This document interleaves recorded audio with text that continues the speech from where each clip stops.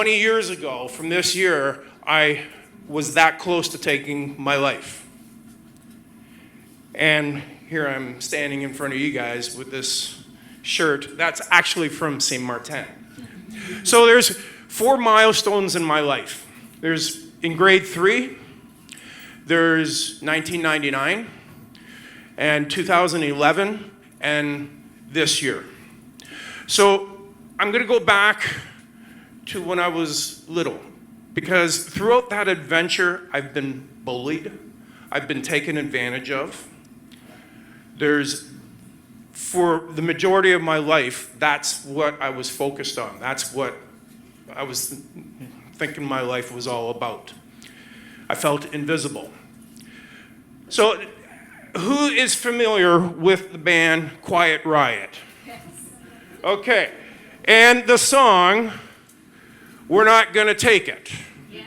Have you seen the video for We're Not Gonna Take It? So, just to really quickly, like you got to go on YouTube and check this out, because in the end, it's the father, Douglas C. He goes up to his son's bedroom, and he gets into a screaming match. He's tearing his son down, like degrading him. And then in the end, he says, "What do you want to do with your life?" And his son says, "I want to rock." He plays the guitar, and I won't spoil the absolute ending there. But when I go back to my childhood years, and all of you, we all, coming out of school, we wanted to find a way that we're going to rock in our own world. We didn't say it that way, but in essence, that's what we wanted to do. We were taught, we were given an aptitude by all these people that had programs to teach us certain things, and then we were coming out of school, and okay, I'm gonna make something of my life. I'm gonna be a rock star. I'm gonna rock this world. At least for me. In grade 3, I had my first kind of real challenge. Grade 3 is when I learned that I hated reading. So whenever I read, I would mispronounce words. I would skip sentences. I would see double. I would see double, but I would also miss letters within the word itself.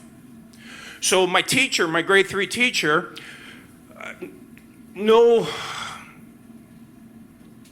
nothing bad about her, because she didn't know. She was just trying to help. Her method of curing me was to get me up in front of my class twice a week reading the Bible. And it was a humiliating experience.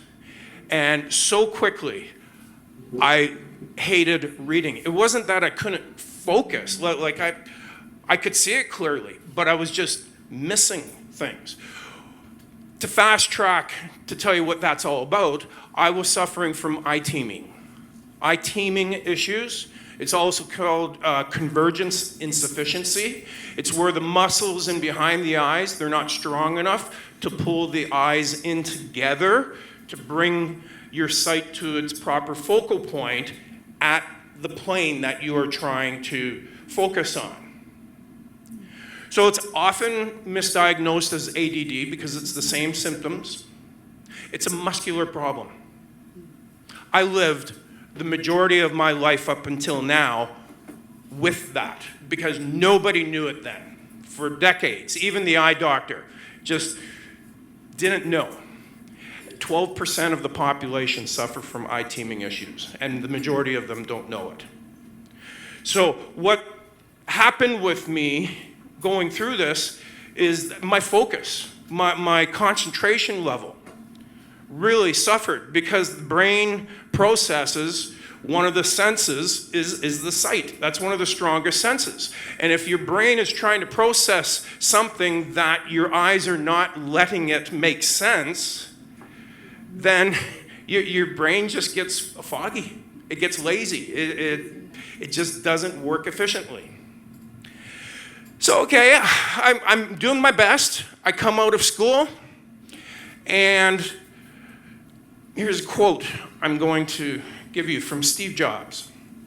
Okay, Steve Jobs said that you cannot connect the dots looking forwards. You can only connect the dots looking backwards. So therefore, you have to trust that the dots will somehow connect in the future.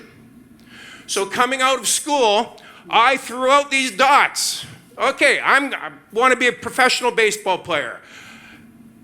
I want to get married. I want to have kids.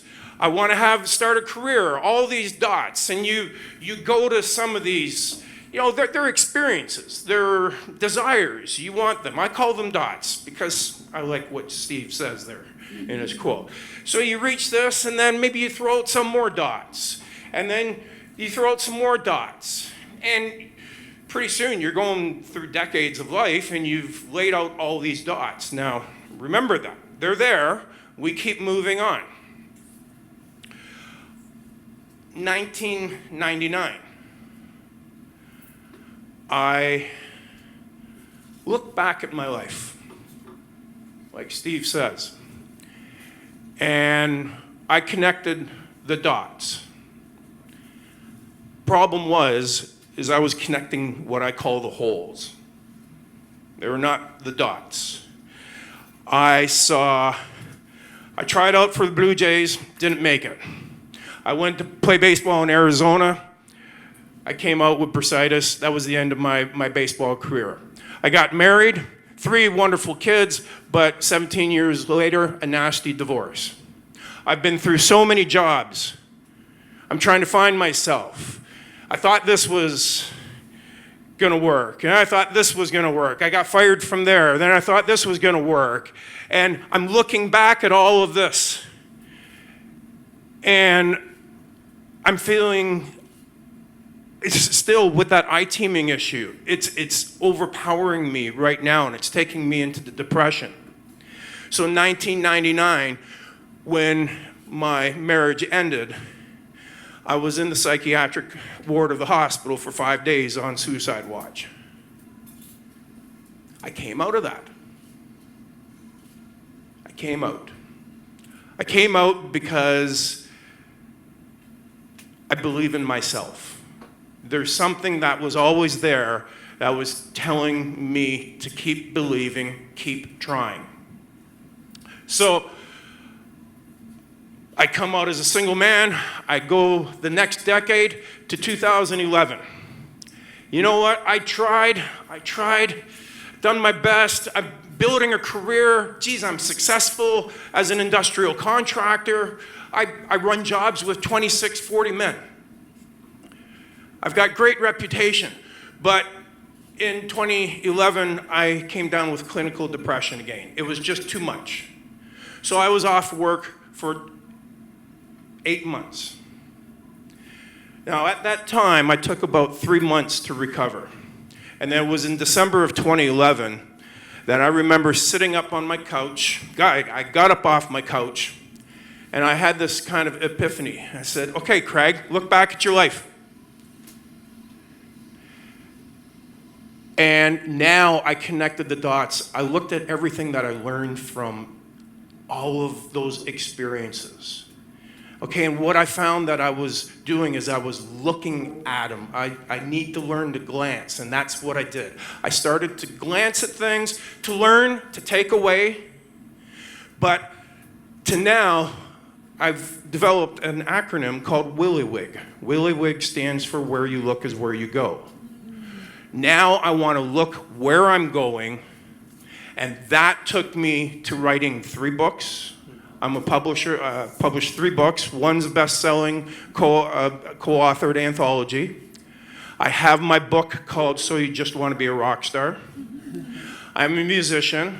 I'm a Toastmaster. I'm certified under Bob Proctor. Nathan, I know that very well. And I am rocking my life. Thank you.